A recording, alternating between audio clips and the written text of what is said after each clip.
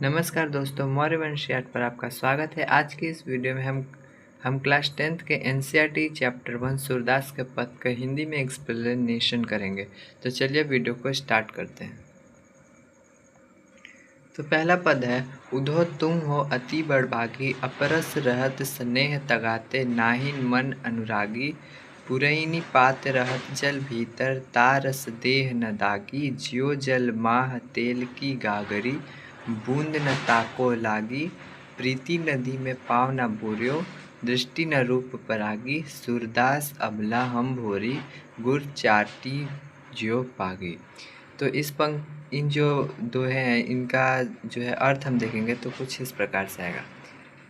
इन पंक्तियों में गोपियाँ उद्धव से व्यंग करती हैं, कहती हैं कि तुम बहुत ही भाग्यशाली हो जो कृष्ण के पास रहकर भी उनके प्रेम और स्नेह से वंचित हो। तुम कमल के उस पत्ते के समान हो जो रहता तो जल में है परंतु जल में डूबने से बचा रहता है। जिस प्रकार तेल की गागरी को जल में भिगोने पर भी उस पर पानी की एक बूंद नहीं ठहर पाती, ठीक उसी प्रकार तुम श्री कृष्ण रूपी प्रेम की नदी के साथ रहते हुए भी उसमें स्नान करने की बात से दूर, तुम तो श्री कृष्ण प्रेम की एक छींट भी नहीं पड़ी। तुमने कभी प्रीति रूपी नदी में पैर नहीं डुबोए। तुम बहुत विद्वान हो, इसलिए कृष्ण की प्रेम में ही नहीं रंगे, परंतु हम भोली भाली गोपियाँ हैं, इसलिए हम उनके प्रति ठीक उस तरह से आकर्षित हैं जैसे चींटियाँ गुड़ के प्रति आकर्षित होती हैं। हमें उनके प्रेम में लीन है। तो ये जो था उसका पहले दोहे का अर्थ था। अब दूसरे पर आते हैं। मन की मन ही मांझ रही, कहिए जाई कौन पे उधो, नाही परत कही, अवधि असार आस आवन की, तन मन बिथा सही, अब इन जोग सदेशन सुनी सुनी, बिरहिनी बिरह दही, चाहती हुती गुहारी, जितही ते उड़ते धार बही, सूरदास अब धीर धरहि क्यों, मर्यादा ना लाही। तो इनका अर्थ देखते हैं। इन पंक्तियों में गोपियाँ उद्धव से कहती हैं कि उनकी मन की बात मन में ही रह गई। वे श्री कृष्ण से बहुत कुछ कहना चाहती थीं, परंतु अब वो नहीं कह पाएंगी। वे उद्धव को अपने संदेश देने का उचित पात्र नहीं समझती हैं और कहती हैं कि उन्हें बातें सिर्फ श्री कृष्ण से कहनी है, किसी और से को कहकर संदेश नहीं भेज सकती। वे कहती हैं कि इतने समय से कृष्ण के लौट कर आने की आशा को हम आधार मान कर तन मन हर प्रकार से विरह की ये व्यथा सह रही थी, ये सोचकर कि वे आएंगे तो हमारे सारे दुख दूर हो जाएंगे।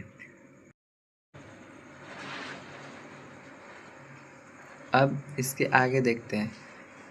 परंतु श्री कृष्ण ने हमारे लिए ज्ञान योग का संदेश भेजकर हमें और भी दुखी कर दिया। हम विरह की आग में और भी जलने लगी हैं। ऐसे समय में कोई अपने रक्षक को पुकारता है, परंतु हमारे जो रक्षक हैं वही आज हमारे दुख का कारण है। हे उद्धव, अब हम धीरज क्यों धरें? कैसे धरें जब हमारी आशा का एकमात्र तिनका भी डूब गया है। प्रेम की मर्यादा है कि प्रेम के बदले प्रेम ही दिया जाए, पर श्री कृष्ण ने हमारे साथ छल किया है, उन्हें मर्यादा का उल्लंघन किया है। तो ये उसका अर्थ था। अब अगले दोहे पर आते हैं और उसका अर्थ देखते हैं। हमारो हरि हरील की लकड़ी, मन क्रम वचन नंदन उर, यह दृढ़ करी पकड़ी, जगत सोवत स्वप्न दिवस, निसी कान्ह कान्ह जकरी, सुनत जोग लागत है ऐसे जोग करई ककरी, सूतो व्याधि हमको लो आए, देखी सुनी न करी, यह तो सुरती नहीं ले सौंपो जिनके मन की चकरी। तो ये भी तीसरा पंक्ति था और दोहा था और इसके अर्थ को हम देखते हैं। इन पंक्तियाँ में गोपियाँ कहती हैं कि कृष्ण उनके लिए हरील की लकड़ी हैं। जिस तरह हरील पक्षी लकड़ी के टुकड़े को अपने जीवन का सहारा मानता है, उसी प्रकार श्री कृष्ण भी गोपियों के जीने का आधार है। उन्होंने मन, क्रम और वचन से नंद बाबा के पुत्र कृष्ण को अपना माना है। गोपियाँ कहती हैं कि जागते हुए, सोते हुए, दिन में, रात में, स्वप्न में हमारा रोम रोम कृष्ण नाम जपता है। उन्होंने उद्धव को संदेश कड़वी ककड़ी के समान लगता है। हमें कृष्ण का प्रेम का रोग लग चुका है। अब हम आपके कहने पर योग का रोग नहीं लगा सकती, क्योंकि हमने तो इसके बारे में न कभी सुना, न देखा और न कभी इसको भोगा ही है। आप जो यह योग संदेश लाए हैं वो उन्हें जाकर सौंपें, जिनका मन चंचल हो चुका है। मन पहले से ही और लग चुका है। मतलब कि ये कहती हैं कि हमारा मन पहले कहीं और लग चुका है। अगले दोहे पर आते हैं। हरि हैं राजनीति पढ़ी आए, समुझी बात कहत मधुकर के समाचार सब पाए। इक अति चतुर हुतो पहिले ही, अब गुरु ग्रंथ पढ़ाए।